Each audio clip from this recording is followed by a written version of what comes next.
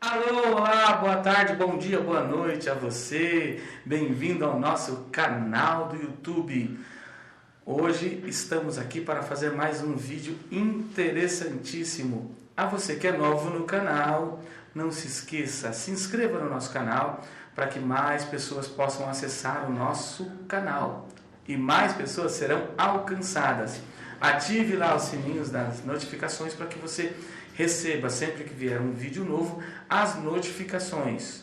Bom, espero que todos estejam bem. Sou Osiel Paiva. Estamos aqui mais uma vez para falar de assuntos importantes para a sua, para mim e para a nossa vida. Que Deus abençoe você, que Deus abençoe sua casa, sua família em tempos difíceis, mas nunca se esquecendo de que Deus está no controle de todas as coisas. Bom, hoje eu trouxe um cara muito importante para a minha vida, um pai de família, um grande homem, um homem de ministério. Eu nunca vi ler tanto, né? Ele tem muitos livros na casa dele, ele estudou bastante, né? É um amante da palavra de Deus, é um amante da literatura num contexto geral, aquilo que é bom, né? E eu quero apresentar o meu amigo Adjaelson Gama de Oliveira. Tudo bem, cara? Tudo bem. A mão? Aê! Tudo bem? Tudo bom. Seja bem-vindo ao nosso canal. É um prazer, é uma honra tê-lo aqui. Se apresenta um pouquinho para o pessoal, fala um pouquinho de você. Meu nome é você. Meu nome é Adjaelson, né? Assim como o Ciel, eu sou um cristão, amante da palavra de Deus. E assim, a minha vida é isso, né? É dedicada aos estudos, à pesquisa, né? A aprender mais da palavra de Deus, né? Eu sou professor também, e esse é o meu trabalho. E assim, meu negócio é falar de Deus, falar de Jesus, né? É aquela coisa que nós, como os cristãos, somos apaixonados. Você lê quantos livros por mês ou por semana, ou lia? Que agora você está dando bastante aula, né? Então... Agora eu estou tendo bastante aula, mas sempre, pelo menos, mesmo nos meses mais corridos, tem espaço para pelo menos 1 ou 2 livros. Olha que legal! Você tem ideia de quantos livros você já leu, James? Não tenho nem ideia. Nunca nem contei. Mas tem bastante coisa em casa, né? A biblioteca também não sei nem quantos tem. Bacana! E os seus livros que você lê? A gente sabe que você é cristão. Somente livros cristãos? Você lê livro de autoajuda? O que você tem a dizer sobre? Não, eu não leio só livros cristãos, não. Eu também sou filósofo, então eu leio bastante literatura de filosofia. Olha. Por exemplo, um dos livros que eu estou lendo agora é na área de lógica, né? Legal. Mas leio também literatura brasileira, né? Literatura americana. Autoajuda eu leio menos, né? Mas eu leio também. Né? Tá, nesse tempo de pandemia, crise, descontrole emocional, político, né? Você teria uma indicação de algum livro para que os nossos ouvintes, para que os nossos amigos do canal lessem assim? Olha, eu não. Você fez uma pergunta agora que eu nem pensei nela. Realmente eu não pensei. É que são tantos livros bons. Mas fala 1 ou 2. Mas, por exemplo, vamos pegar lá. Os livros do John Piper. Legal. Né? Você falou que ele fez um novo agora? Fez um sobre o coronavírus. Eu não li ainda esse livro. Mas ele tem livros que ele fala sobre o sofrimento, sobre as dificuldades. São livros importantes, mas eu posso recomendar também, deixa eu ver os autores, o John Stott. Né? Se você pegar livros desses autores, que são cristãos, são bíblicos, e eles têm bastante coisa para falar, não só no campo da teologia mesmo, mas eles também falam no campo da prática, da vida com Deus. Legal. Literatura brasileira? Olha, tem várias. Os livros da literatura brasileira que eu mais gosto, assim, um que eu gosto bastante, né, mas eu tenho lido pouco ultimamente por causa da correria mesmo. Né? Tá. Mas, por exemplo, Machado de Assis é fantástico. Sim, verdade. Né? Legal. Bom, vamos parar de enrolação e bora para o que nos interessa. Você, entre outras coisas, tem uma facilidade muito grande para português. Definamos a palavra crise no âmbito geral. Crise é aquele momento que é decisivo. Né? Por exemplo, você está numa crise, então você está num momento decisivo. Você pode melhorar ou não. Né? Tá. Ou você pode... É aquele momento ali, aquela chave lá, aquele ponto central de uma determinada situação, de uma determinada circunstância. Poderíamos falar também que a crise é um conflito? Sempre há conflitos na crise, né? Não em todas, mas algumas crises, se for no âmbito, por exemplo, social, pode gerar conflitos, sim. Legal. Então você disse que a crise são momentos de decisão, é isso? São momentos decisivos. O que gera na língua crise? portuguesa, se você quiser pegar uma precisão na língua portuguesa, a gente pode até pegar um dicionário aqui. Legal. Mas a crise mesmo sempre vai ser aquele momento, né, tanto que a palavra crítico é próximo também, né, Tá. da crise. Porque o que estamos vivendo hoje, né, essa dificuldade toda gerada pela pandemia do coronavírus, eles chamam de crise, né? E o desemprego, porque a crise se tornou uma palavra da moda hoje, né? Então muitas coisas eles estão dando o nome de crise.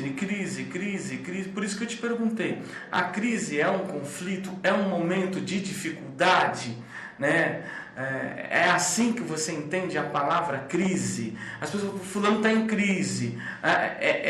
Poderíamos dizer então que a crise é uma pressão? Sim. Pronto, Sim. Definimos a palavra crise. Jaelson, à luz da Bíblia, essa é a primeira crise que a humanidade passa? Não, nunca. Né? Desde que mundo é mundo, né, ele é feito, né, desses momentos mais críticos, dessas crises, né? Então, assim, desde que o mundo é mundo, não tem como a gente falar assim quantas crises houve no mundo. Legal. Você acredita que Adão entrou em crise ou num conflito quando o Adão e Eva, né, quando recebe uma proposta, ou vocês serão como Deus e tal? Você acha que ele entrou numa pressão ali, poxa vida, ou ele ou a mulher, né, pô, vou ter poder? Isso poderia se definir uma crise de existência, uma crise de dúvida, ou uma crise do que eles realmente eram? Depois, né? Depois que comeram do fruto, a crise chegou. É verdade. E a gente fala, os estudiosos, né? Eles dizem assim, a crise nunca houve no mundo, mas é uma crise como essa. Mas as pessoas que passavam crise lá no passado, eles diziam também, né? Nunca houve uma crise dessa. Então, cada um no seu momento, cada um no seu tempo, e a crise, você acha que ela é diferente? A crise, por exemplo, que passou o mundo na época do Egito, vamos pensar um pouquinho, né? A crise que passou o mundo na época do Egito, dos 7 anos de fome, né? Porque o faraó sabia, mas o resto do mundo não. Ela tem os mesmos âmbitos? Você acha ou não? Ou essa crise é maior? A fome? Não, a fome foi uma crise, né, pelo menos conhecida do mundo da época. Sim. Se você está falando do período em que José estava no Egito. Isso. Né? Então, naquele período foi um período bastante crítico. Foram 7 anos de fartura e depois 7 anos de falta, né? Porque não dá para dimensionar, né? Essa crise é maior do que a deles, né? Cada um teve a sua crise, né?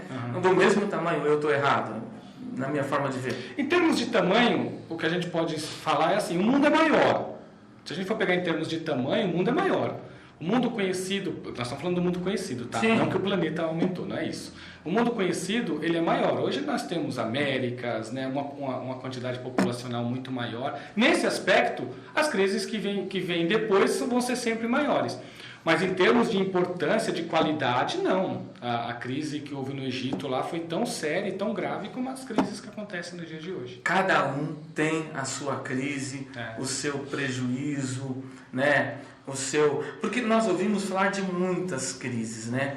E uma pergunta que se fica, Deus sabia?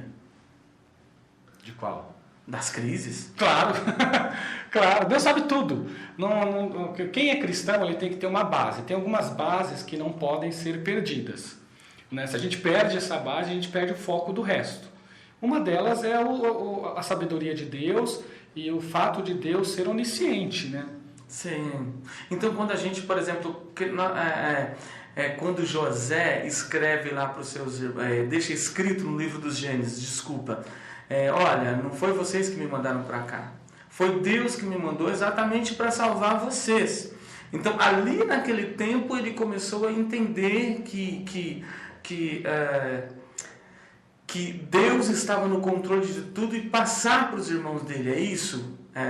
Basicamente é isso? Lá em Gênesis 45, né, do 5 a 8, que é um texto que eu gosto muito, né, que ele fala para os irmãos dele, olha, não foi ninguém, não foram vocês, mas isso também não vai isentá-los de tal responsabilidade, não é? Não, quando a gente pensa nesse aspecto que você acabou de apresentar agora, é aquele aspecto assim de um Deus todo soberano e até que ponto o ser humano é responsável diante disso.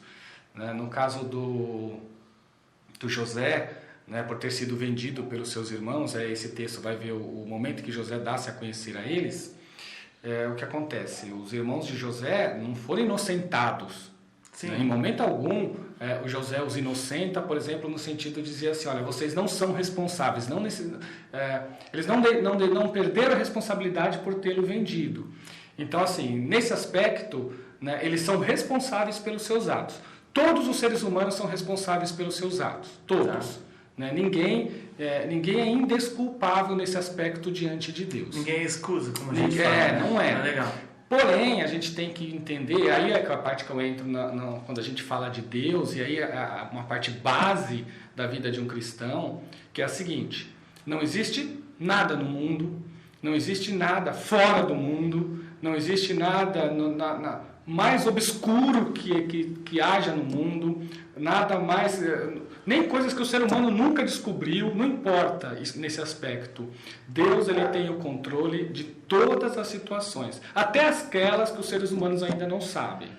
Né? Sabe por que eu te perguntei sobre a crise, o tamanho? Porque assim, cada um tem o seu tamanho, né? Então hoje a coisa é mais globalizada, hoje tem a internet, como você falou, o mundo ele é maior por causa das Américas, essa coisa toda, né? Sabe por que eu te perguntei isso? Porque a Bíblia vai registrar também uma crise com o povo de Israel, e que Deus já havia avisado a sunamita, né? Por intermédio do profeta Eliseu. Você lembra dessa passagem? Eu só vou pegar aqui no dicionário a palavra crise para nos ajudar, pode ser? Pode. E houve uma crise tão grande para o povo de Israel que eles tinham que, algumas pessoas, está lá em segundo Reis, se eu não me engano, no capítulo de número 6. Isso mesmo. Nós vamos ler e a gente vai ver que o povo ficou sitiado, teve lockdown lá durante 2 anos, os caras não podiam sair, né? Ficou durante 2 anos. Essa crise, ela ao ponto de sobrou no reino, Adilson, 5 cavalos só. Certo. No reino de Israel sobrou apenas 5 cavalos. Você conhece a história, você sabe bem do que eu estou falando. Na época do rei Jorão, né? Essa crise, ela foi tão grande que as mães cozinhavam seus filhos para comer. A Bíblia vai dizer que era vendido, por exemplo, o tempero lá era fezes de pombo, cara. Você acredita num negócio desse? E era vendido uma cabeça de jumento por 80 ciclos de prata, ou seja, $45. É por isso que eu falei, porque eu falei para você, Adilson, então, assim, não tem como a gente dimensionar o tamanho de cada crise, né? Não tem. Até porque, assim, por exemplo, eu não posso comparar a minha crise com a tua crise. Sim. Porque nós somos pessoas diferentes, nós temos histórias diferentes. Então ninguém pode falar assim, olha, a sua crise é pequena, a minha crise é grande. Porque nesse aspecto mais pessoal, né, só a pessoa que passa que sabe o que ela está passando de forma completa. E ela consegue dimensionar, né, o que ela está passando. Eu não posso chegar para você e falar assim, olha, Zé, isso que você está passando eu passei e foi fácil. Como se isso fosse uma questão que, por exemplo, assim, pode ter sido fácil para mim, mas não para você. Outra coisa é fácil para você, mas não tanto para mim. Então, assim, eu acho que quando se trata de crises no âmbito do mundo e no âmbito das pessoas, nós, como cristão, a primeira coisa que nós temos que fazer é respeitar a pessoa, né? E compreendê-la diante do que ela está passando, né? Legal. Daqui a pouco nós vamos falar um subtema, Mas aí fica a pergunta que Jó fez, né? Por que o justo sofre, né? Eu fiz uma pergunta, tá vendo? Eu coloquei, acho que quando eu fiz a definição de crise, eu coloquei mais perto da questão da medicina que entrou aqui. Que é o momento que define a evolução de uma doença, que pode piorar, ou, né? Talvez eu fiz uma definição mais próximo disso. Mas nós entramos em crise nos outros aspectos também. No próximo vídeo, nós vamos falar sobre Deus está no controle, não é? Nós vamos falar um pouco sobre Deus é surpresa para Deus. Deus está vendo essa crise. Nós vamos falar no próximo vídeo. O coronavírus, ele é o apocalipse? Nós vamos perguntar ao professor no próximo vídeo.